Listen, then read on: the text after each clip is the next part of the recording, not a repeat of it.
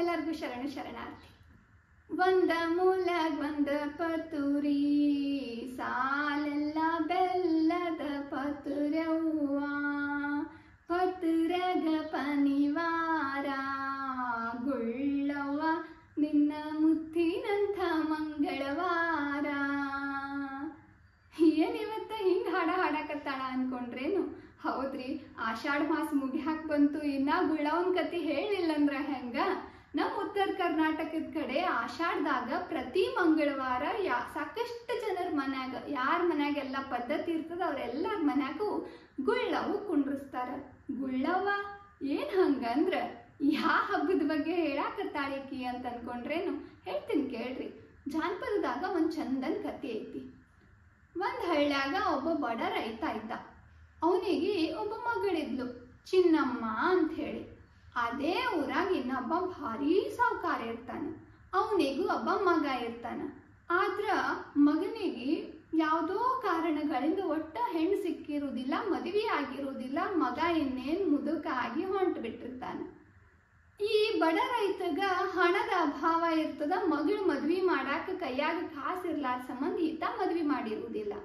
ಕಡೆಗೆ ಏನ್ ಮಾಡೋದು ಅಂತ ಹೇಳಿ ಶ್ರೀಮಂತ ಯೋಚನೆ ಮಾಡ್ತಾನ. ಇನ್ನು ಮಗ ಮದುವೆ ಆಗ್ಲಾರ್ದೆ ಸತ್ರ ಅವನಿಗೆ ಮೋಕ್ಷ ಸಿಗುವುದಿಲ್ಲ, ಮದ್ವಿ ಮಾಡ್ಬೇಕು ಅಂತ ಹೇಳಿ ಅದೇ ಊರಿನ ಅತ್ಯಂತ ಬಡವನ ಮಗಳಾದ ಚಿನ್ನಮ್ಮನನ್ನ ತನ್ನ ಮನೆ ಸೊಸೆಯಾಗಿ ತಂದ್ಕೋತಾನ. ಆಯ್ತು ಅಂತ ಹೇಳಿ ಆಕಿನೂ ರೈತನಿಗೂ ಮಗಳು ಮದ್ವಿ ಮಾಡೋದೇ ಒಂದು ಕನಸಾಗಿರ್ತದೆ. ಇನ್ನು ಶ್ರೀಮಂತರ ಮನೆಗೆ ಹೋಗ್ತಾಳ, ಇರ್ಲಿ ಅಂತ ಕೊಡ್ತಾನ. ಮುಂದೆ ಹೋದ್ ಸ್ವಲ್ಪ ದಿನದಾಗ ಮಗ ತೀರ್ ಹೋಗ್ಬಿಡ್ತಾನ, ಶ್ರೀಮಂತನ ಮಗ. ಚಿನ್ನಮ್ಮಗ ಸಂಕಟ ಆಗ್ತದ. ಇನ್ನ ತನ್ನ ಕಟ್ಕೊಂಡು ಗಂಡನನ್ನ ನಾನು ಮಣ್ಣಾಗಿಡ್ಲಿ ಹೆಂಗ ಅಂತ ಹೇಳಿ ಆಕಿಗೆ ದುಃಖ ತಡಿಲಾಕ ಆಗ್ಲಾರ್ದಕ್ಕೆ ಎಲ್ಲರನ್ನ ವಿರೋಧಿಸಿ ನನ್ನ ಗಂಡಗ್ ಮಣ್ಣು ಮಾಡುವುದಿಲ್ಲ ಅಂತ ಹಠ ಮಾಡ್ತಾಳೆ. ಯಾರೇನು ಹೇಳಿದ್ರು ಕೇಳುವುದಿಲ್ಲ. ಚಿನ್ನಮ್ಮನ ಹಠಕ್ಕೆ ಮಣದ ಮಂದೆಲ್ಲ ಕುಂತು ಸಾಕಾಗಿ ಎದ್ದು ಹೋಗ್ತಾರ. ಗಂಡನ ಶವದ ಮುಂದೆ ಅಳ್ಕೊಂತ ಕುಂತು ಚಿನ್ನಮ್ಮ ಭೂಮಿ ತಾಯವ್ವ, ನಾನು ಹಿಂಗೇನು ಕಮ್ಮಿ ಮಾಡಿದ್ದೆ, ನನ್ನ ಮ್ಯಾಲ ನೀ ಯಾಕೆ ಸಿಟ್ಟಿಗೇರಿ ಅಂತ ಹೇಳಿ ಅಲ್ಲೇ ಇದ್ದಂಥ ಹೊಲದಾಗಿನ ಮಣ್ಣು ತಗೊಂಡು ಮಣ್ಣಿನಿಂದ ಬಸವಣ್ಣಗೆ ಮಾಡ್ತಾಳ. ಬಸವಣ್ಣಗೆ ಬೇಡ್ಕೋತಾಳ, ನೀ ನನ್ನ ಗಂಡಗೆ ವಾಪಸ್ ಕೊಡು, ನಾನು ನನ್ನ ಗಂಡಗೆ ಮಣ್ಣಾಗ ಹಾಕುವುದಿಲ್ಲ, ಮಣ್ಣ ನೀನೇ ಬದುಕಿಸ್ಕೊಡ್ಬೇಕು ನನ್ನ ಗಂಡಗ ಅಂತ ಹೇಳ್ತಾಳೆ. ಅವಾಗ ಆ ಬಸವಣ್ಣ ಅಂದ್ರೆ ಮಣ್ಣಿನ ಎತ್ತಿನ ಬಸವಣ್ಣ ಆಕೆಯ ಬೇಡಿಕೆಗೆ ಹೂಗೊಟ್ಟು ಆಕೆಯ ಗಂಡನಿಗೆ ಮತ್ತೆ ಜೀವ ಕೊಡ್ತಾನ ಅಂತ. ಅಂದ್ರ ಮಣ್ಣು ಬೇಡಿದ್ದೆಲ್ಲವನ್ನೂ ಕೊಡ್ತದ ಅನ್ನೋ ಗೂಢಾರ್ಥವನ್ನ ಹೇಳುವ ಕತೆ ಇದು. ಅಷ್ಟೇ ಅಲ್ಲದೆ ಒಬ್ಬ ಹೆಣ್ಣು ತನ್ನ ಗಂಡನನ್ನ ಉಳಿಸ್ಕೊಳಿಕ್ಕೆ ಏನೇನೆಲ್ಲ ಮಾಡ್ತಾಳ ಅನ್ನೋದನ್ನು ಸಾರ್ತದ. ಹಿಂಗ ಜಾನಪದದಾಗ ಒಂದು ಚಂದದ ಕತೆ ಐತಿ. ಆ ಚಿನ್ನಮ್ಮ ಈ ಆಷಾಢದಾಗ ಮಣ್ಣೆತ್ತಿನ ಅಮಾವಾಸ್ಯೆ ದಿನ ಮಣ್ಣಿನ ಎತ್ತಿಗೆ ಪೂಜಾ ಮಾಡಿ ತನಗೆ ಬೇಕಾದದನ್ನೆಲ್ಲ ಪಡ್ಕೊಂಡು ಮಣ್ಣನ್ನೇ ಚಿನ್ನ ಮಾಡಿಕೊಂಡು ಅಲ್ಲೇ ತನ್ನ ಗಂಡನ ಬದುಕನ್ನ ವಾಪಸ್ ಪಡ್ಕೊಂಡು ಅಂತ ಹೇಳಿ ಅವತ್ತಿನಿಂದ ಪ್ರತಿ ಆಷಾಢ ಮಾಸದ ಪ್ರತಿ ಮಂಗಳವಾರ ದಿನಾನು ಚಿನ್ನಮ್ಮ ಮಾಡಿಟ್ಟಂಥ ಮಣ್ಣೆತ್ತಿನ ಜೊತೆ ಗುಳ್ಳವ್ವಗೂ ಮಾಡಿರ್ತಾಳ. ಆ ಗುಳ್ಳವ್ವನನ್ನ ಪೂಜಾ ಮಾಡ್ತಾರೆ. ಮೊದಲನೇ ಮಂಗಳವಾರ 2 ಗುಳ್ಳವ್ವಗ ಕುಂಬಾರ ತಂದು ಕೊಡ್ತಾರೆ. ಆಮೇಲೆ ಮುಂದಿನ ಮಂಗಳವಾರ ಗುಳ್ಳವ್ವನ ಸೃಷ್ಟಿಸಿದ ಚಿನ್ನಮ್ಮ ಆ ಗುಳ್ಳವ್ವನ ತಂಗಿ ಚಿನ್ಮಾಯಿ ಚಿನ್ನಮ್ಮನ ತಂದು ಕೊಡ್ತಾರೆ. 3ನೇ ಮಂಗಳವಾರ ಮಣ್ಣಿನ ನವಿಲನ್ನ ತಂದು ಕೊಡ್ತಾರ. 4ನೇ ಮಂಗಳವಾರ ಆನೆಯನ್ನ ತಂದು ಕೊಡ್ತಾರಂತ.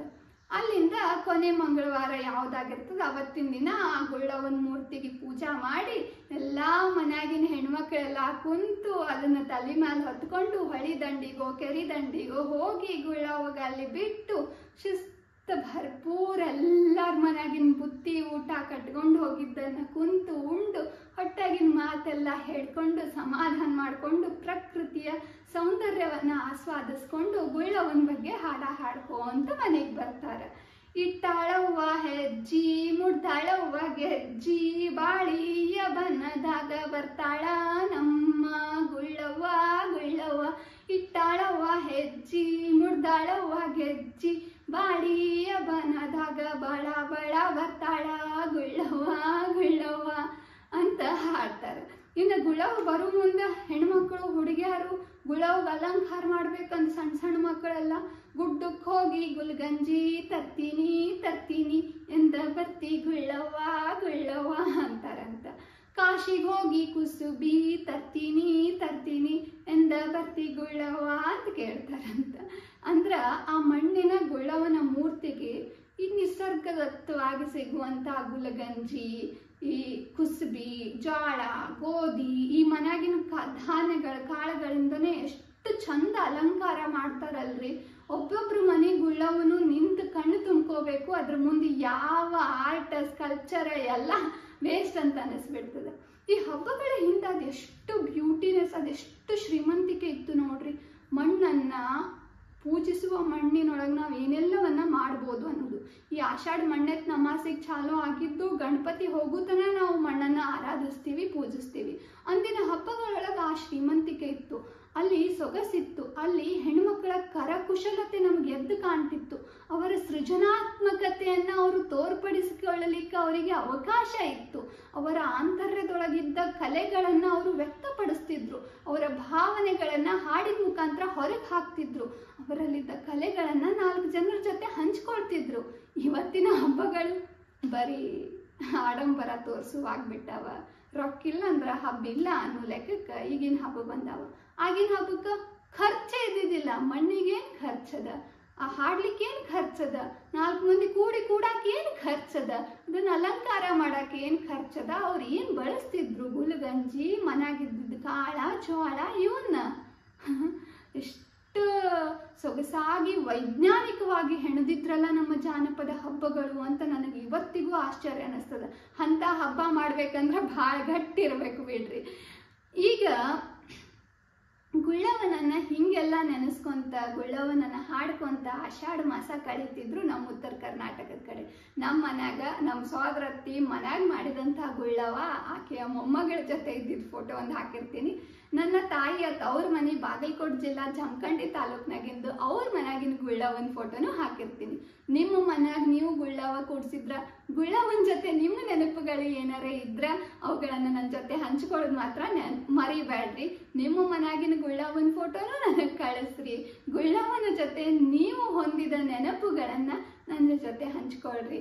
ನಿಮ್ಮ ನೆನಪುಗಳನ್ನ ಓದಿ ಸಂಭ್ರಮಿಸೋದ್ಕಿಂತ ದೊಡ್ಡ ಖುಷಿ ನನಗೆ ಮತ್ತೇನೂ ಇಲ್ಲ.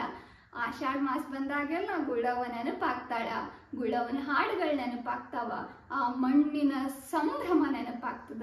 ನಿಮ್ಮ ಬಾಲ್ಯ ನಿಮಗ್ ನೆನಪಾಗಿದ್ರ ನಾ ಮಾಡಿದ ವಿಡಿಯೋ ಸಾರ್ಥಕ ಆಗ್ತದ. ಮತ್ತೆ ಸಿಗ್ತೀನಿ. ಶರಣ.